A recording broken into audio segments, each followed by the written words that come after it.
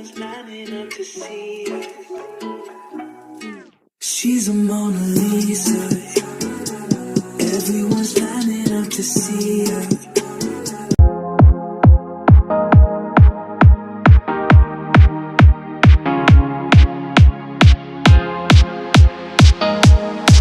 About the boy across the street who used to stalk me. So a little background information. My parents and I moved into a new house that was literally 5 minutes from where I used to live.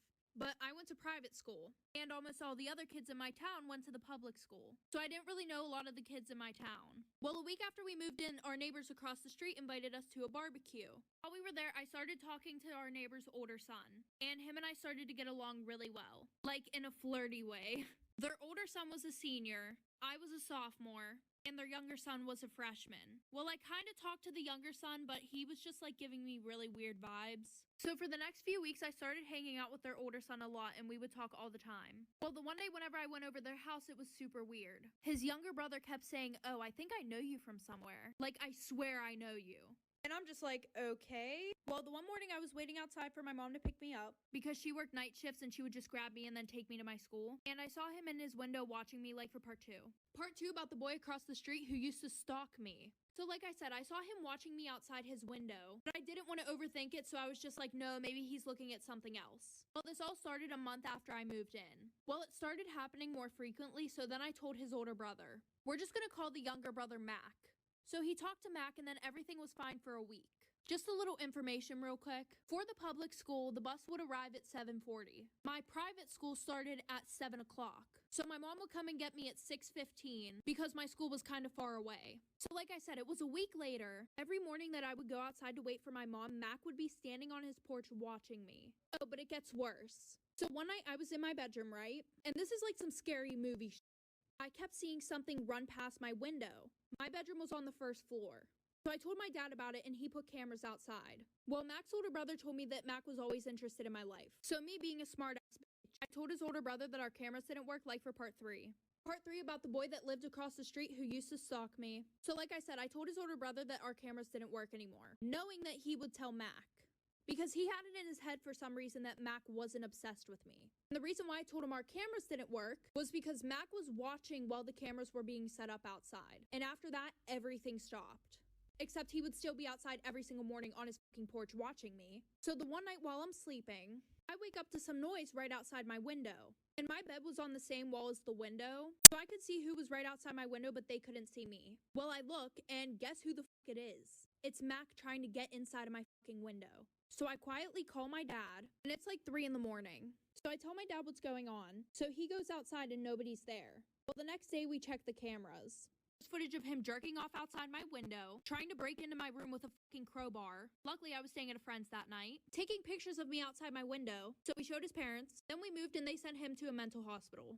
Story time about one of the most embarrassing things that has ever happened to me in high school. So a little background information. I was in my freshman year of high school. Well, spring break was coming up. Well, the whole year, my friend and I hadn't been to one single party. So we decided that we wanted to try and go to a party every single day of spring break, which was about to be super difficult because we had to worry about my strict-ass parents and my neighbors. A little background info on my neighbor. My neighbor is this girl who's in my same grade and she literally hates my guts. I don't know why, but literally anything that I do, she'll go and she'll tell her mom, and then her mom will tell my mom, because my mom and her mom are best friends. But before we know it, Saturday comes around, and we go back to school on Monday. We did not make it to one single party. Well, later that night, we found out that one of our friends was throwing one. So around 11 o'clock, everybody's sleeping, and I walk out my back door, hop over my fence, and I start heading towards the road where my friend was going to be parked. You know, who do I see fucking sitting outside on their porch reading a fucking book?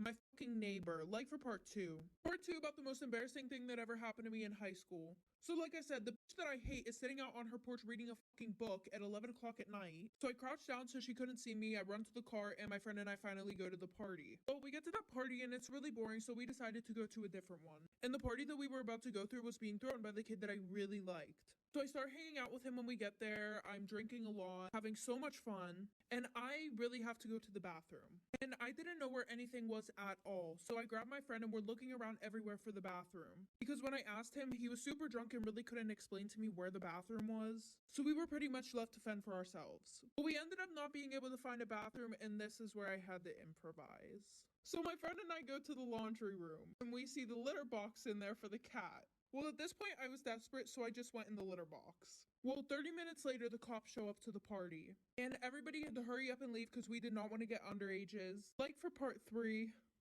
about the most embarrassing thing that ever happened to me in high school. So like I said, I went in the litter box and then the cops showed up. We all ran because we didn't want to get underages. I was able to sneak back into my house without anybody knowing. But when I get to school on Monday, everybody's talking about the party. And apparently the kid that I liked who threw the party, his parents didn't know that he threw one at all. And this was like during first period. So I went to text him and ask him if he was grounded because we were supposed to hang out the next day. And I realized that I am blocked.